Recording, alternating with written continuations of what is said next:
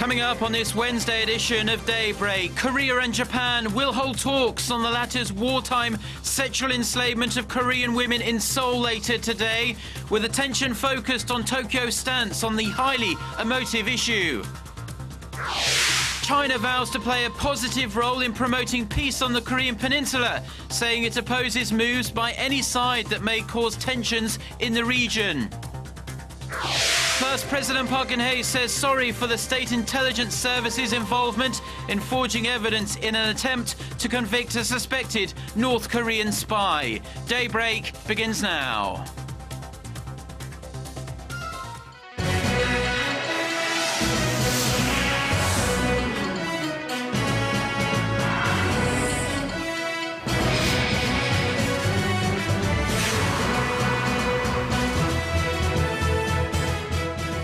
Hello and thanks for joining us. To our viewers here in Korea and around the world, it's 6 a.m. on Wednesday, April 16th here in Seoul. I'm Mark Broom and you're tuned in to Daybreak. Our top story this morning, Korea and Japan will hold their first working-level talks on the so-called comfort women issue in Seoul on this Wednesday. Officials say the Korean representative, Sang-deok, Director General of the Foreign Ministry's Northeast Asian Affairs Bureau, will reiterate Seoul's demand for an official apology and legal compensation from Japan for the Japanese military's wartime sexual slavery of Korean women. Tokyo claims the issue was resolved through a 1965 treaty when the two countries normalized diplomatic ties.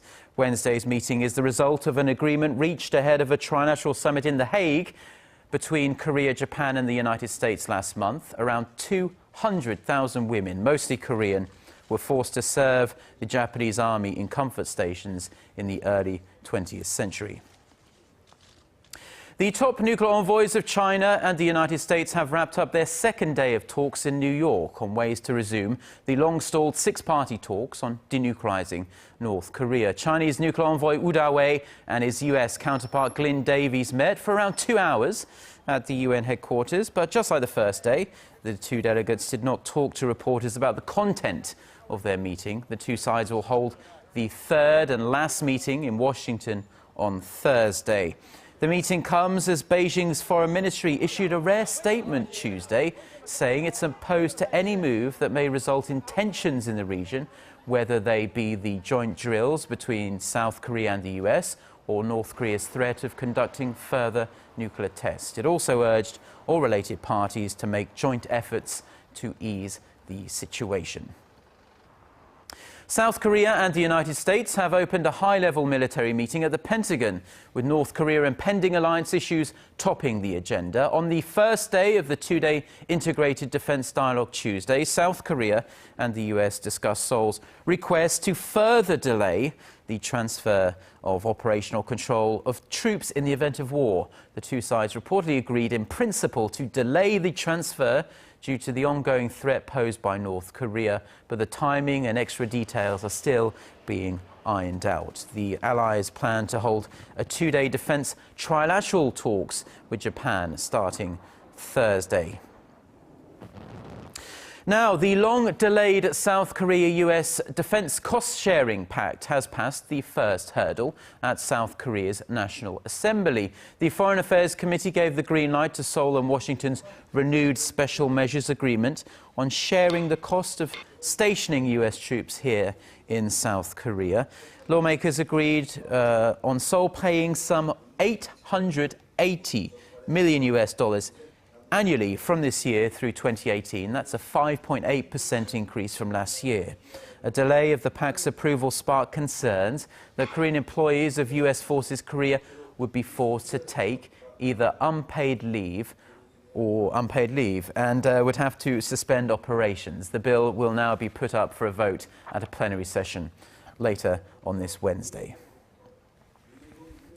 Now, high performance and low cost is a very attractive combination for any product. That formula has helped Korea's homegrown FA-50 fighter jet find a number of homes in the international market in recent years, and it's expected to find even more going forward. Our Shin Se-min has this report. Its original purpose was to serve as Korea's own light combat aircraft, but it's finding a home in the international market. The FA-50 is a light attack variant of the T-50 Golden Eagle supersonic advanced jet trainer operated by the South Korean Air Force. Co-developed by Korea Aerospace Industries and U.S. defense firm Lockheed Martin, the FA-50 is capable of combat action with advanced radar and missile capabilities. The FA-50 was initially designed to replace the nation's aging fighter jets, while the T-50 supersonic trainer jets were aimed for the international market. However, the T-50's price tag of over $22 million was a bit too high for many buyers, and it didn't sell as well as anticipated. But the remodeled FA-50 has filled its place. Capable of carrying 4,500 kilograms of weapons, the jet is in the same class as others made in Sweden, Italy, and Russia. But Korea's FA-50 is becoming more attractive because of its high performance in relation to cost. Korea Aerospace Industries signed a contract to deliver 12 fighter jets to the Philippines worth of $420 million in March. It follows similar deals to Iraq last year and Indonesia in 2011. Sights have now been set on Peru, Botswana, and the United Arab Emirates and the U.S., which may be looking to replace its aging Air Force T-38s. Korea Aerospace Industries and Lockheed Martin signed a memorandum of understanding on expanding defense cooperation in February of last year. Industry experts expect a deal on FA-50 exports with the U.S. Air Force sometime in 2017. Shin Se-min, Arirang News. A Navy petty officer dispatched to a Korean contingency in Somalia has gone missing during an escort mission in the Gulf of Aden. The Joint Chiefs of Staff say the 22-year-old officer, identified only by his surname Ha, disappeared early Tuesday local time when a Korean destroyer was escorting 3 ships to the port of Mukalla in Yemen. Helicopters and ships have been dispatched to nearby waters to search for him, while sailors have been conducting a thorough search of the ship to try and find him as well. The 300-member Cheonghae unit has been dispatched to the Gulf of Aden since early 2009 as part of global efforts to tackle piracy in the region and also to protect Korean vessels off the Somali coast. Now, President Park Geun-hye issued a rare public apology on Tuesday over the state intelligence agency's fabrication of evidence in a North Korean spy scandal. Park Ji-won reports.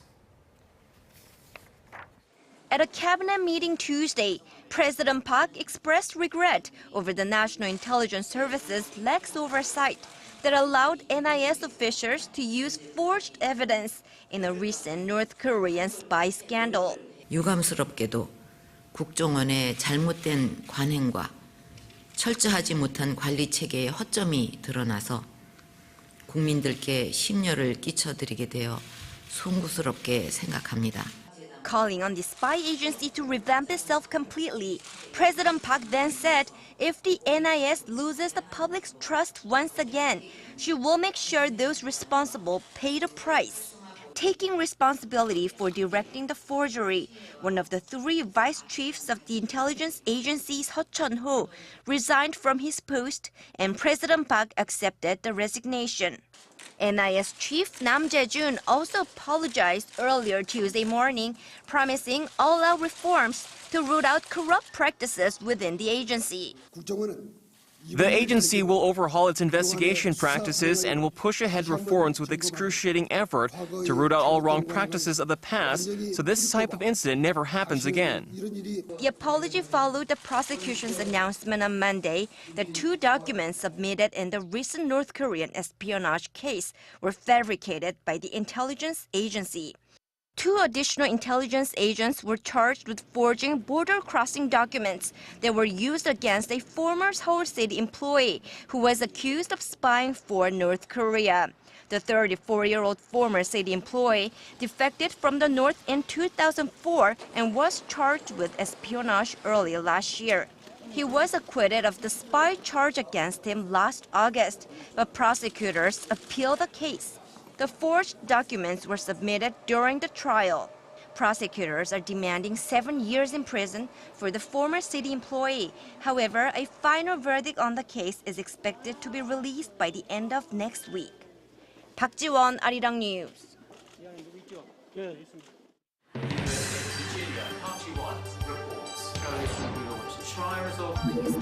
We start before the sun rises to bring you the latest stories out of Korea. We also lead the way with important global coverage. Stay on the pulse of what is happening with Daybreak.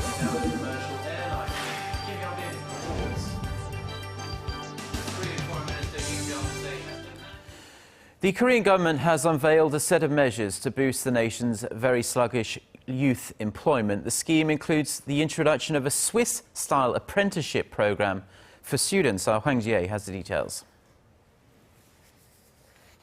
Here, students can develop specialized skills that are in high demand in the robot industry. Baek Sung-jun, who's in his first year of the so-called Meister School or vocational school, aims to get a job right after graduation. I think I can easily adapt to the business atmosphere and learn a lot about the industry.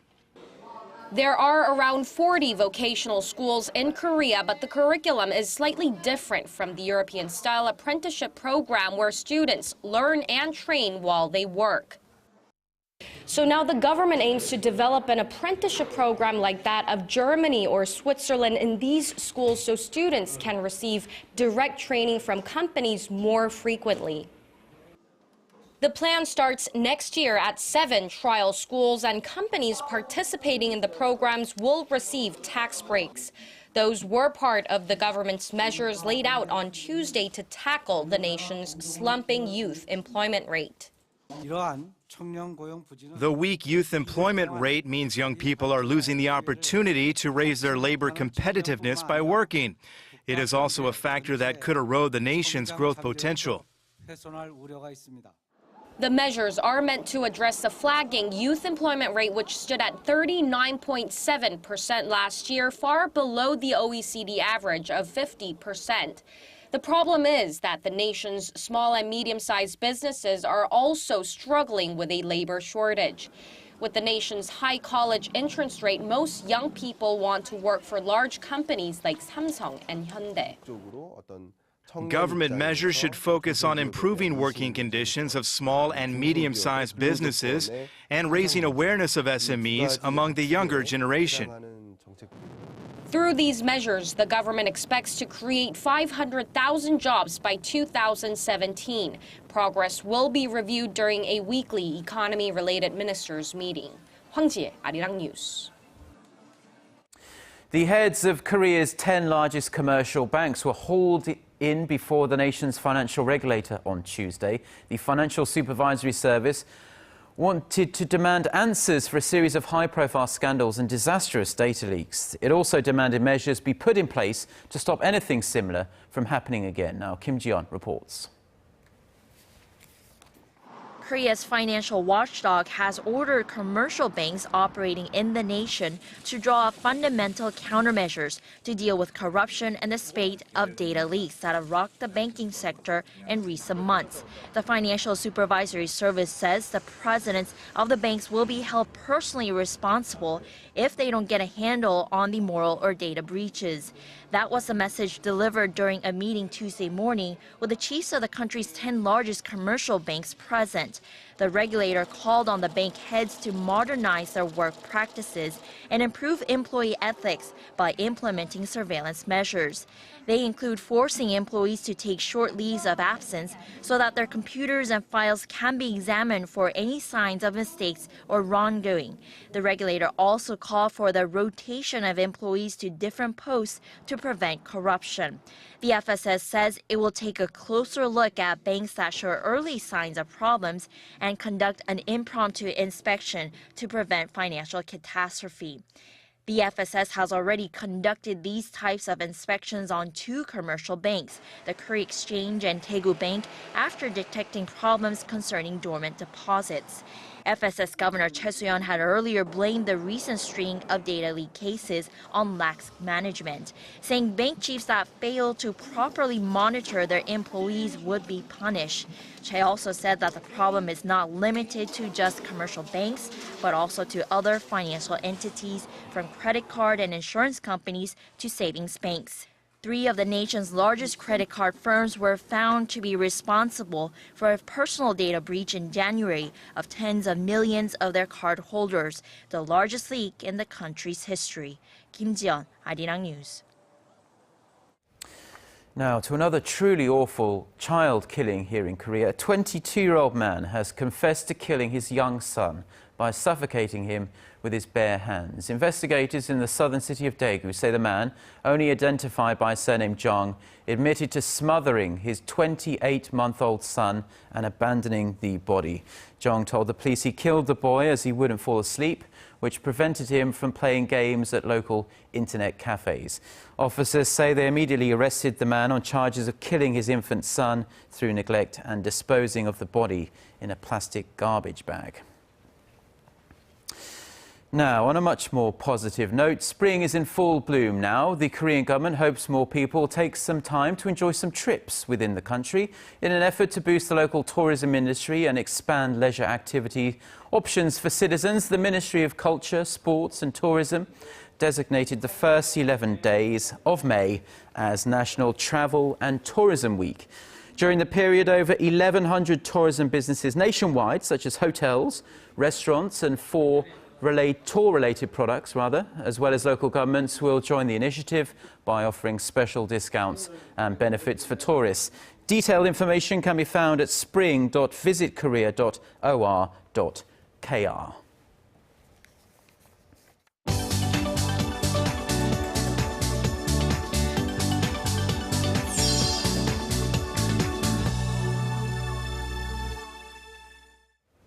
Time now for a look at the international headlines we're following at this hour. For that, we connect live to our Eunice Kim standing by at the News Center. Good morning, Eunice.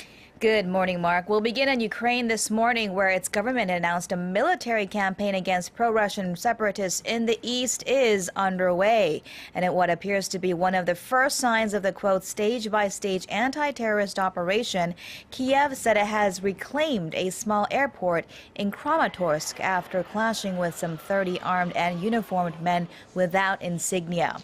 The airport is just south of Sloviansk, one of the cities seized by pro-Russian gunmen this past weekend. Acting President Alexander Turchinov said the aim of the operation will be to protect Ukrainian citizens and to stop the terror. Russia has warned against a military response to the pro-Russian government, or rather the pro-Russian movement, warning it could prompt Moscow to step away from Thursday's four-party negotiations on Ukraine in Geneva. Some 100 girls are believed to have been kidnapped by militants in Nigeria. This hours after a deadly rush hour bus bomb that killed more than 70 there. The abduction took place at a hostel Monday night where the teenage girls were after being summoned to take an exam at school. Gunmen got past a soldier and a police officer to complete the abduction.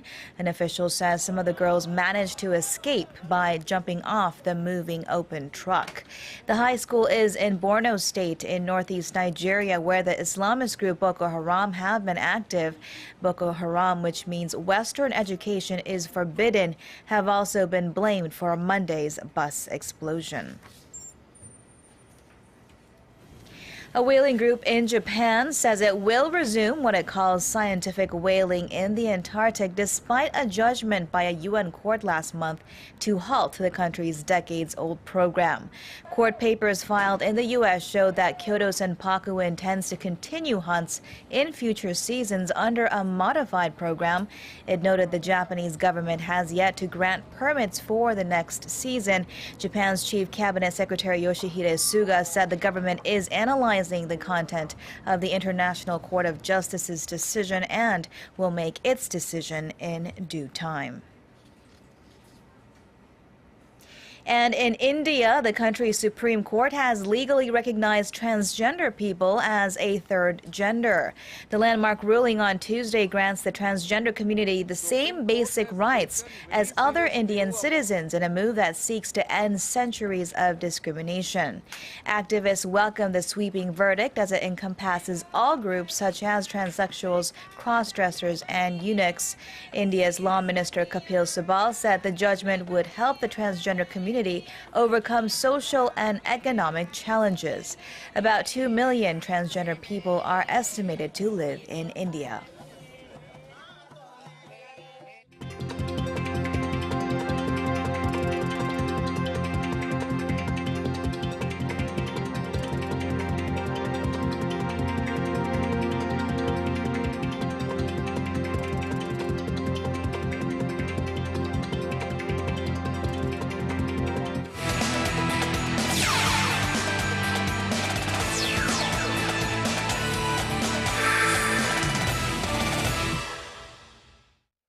Now, while the nation was mainly focused on Lee Young-dae's reinstatement after briefly being suspended for violating anti-doping regulations, others were headed over to the Incheon International Airport to welcome Son Yeon-jae after 2 successful World Cup events. And with a press conference taking place with her arrival, the rhythmic elf stated that she's a lot more confident than she was before and is now very comfortable with her music choice. She added that although she still lacks the techniques compared to the other world-class gymnasts, she's making sure that she limits her mistakes with each event. Meanwhile, she's now set to compete for the 3rd straight week at the Korea Cup later this week. And now moving over to some Tuesday night's KBO action. The Kia Tigers win on a walk-off bases-loaded walk in the 9th inning 5-4, with the NC Dinos beating the Lotte Giants in 12 innings 5-3, and the Doosan Bears beat the Samsung Lions 4-1. Meanwhile, let's take a look at one of the biggest rivalries in Korean baseball, the El Mexico series between the LG Twins and the Nexon Heroes. And of course, going into the game, here we go over to the 4th inning of the game. Chung Hee-yoon drills this one to deep left field, back, gone, a solo shot, put LG up 1-0. But the 6th inning of the game, this time it's Lee-taek, good of the Nexon Heroes, and there it goes, going, gone. And we have a tie ball game, 1-1. Now this game goes to the distance here, and in the 11th inning, Kang Jung-ho drills his pitch to deep center field, a leadoff double. Before this next play, Kim Min-sung through the left side, an RBI single, and the Nexon Heroes take a 2-1 lead. Next batter, Lee Sung-yeol, an RBI double to left center field, and it's 3-1 Nexon Heroes as they hold on to take this game 3-1. And now shifting over to some Tuesday's AFC Champions League group stage results, as both South Korean clubs struggled last night, with the Jeonbuk Hyundai Motors losing to Yokohama 2-1, with Ulsan getting shut out against Western Sydney 2-0. And now with that, finishing things off with a major international sports news here. Michael Phelps, who retired after winning 22 Olympic medals, including 18 gold medals, will return to swimming once again. Now, Phelps, who is the most decorated Olympian of all time, will be swimming competitively for the first time since the 2012 London Games and will enter in 3 events: the 50 and 100-meter freestyles and the 100-meter butterfly, according to his longtime coach, Bob Bowman.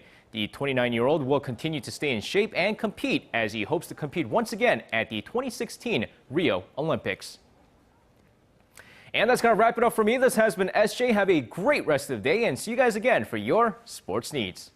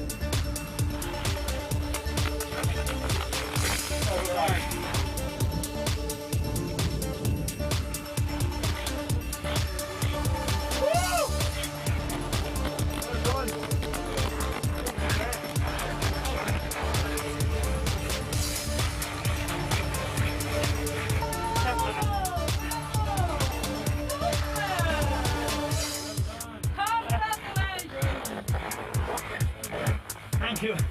Oh, that's great.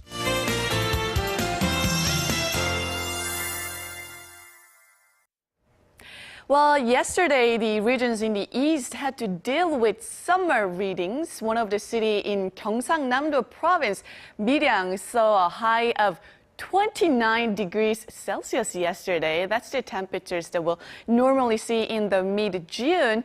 And for today, the warms and the mostly partly to mostly to partly sunny skies will continue, but it seems like there's one thing to crash the party.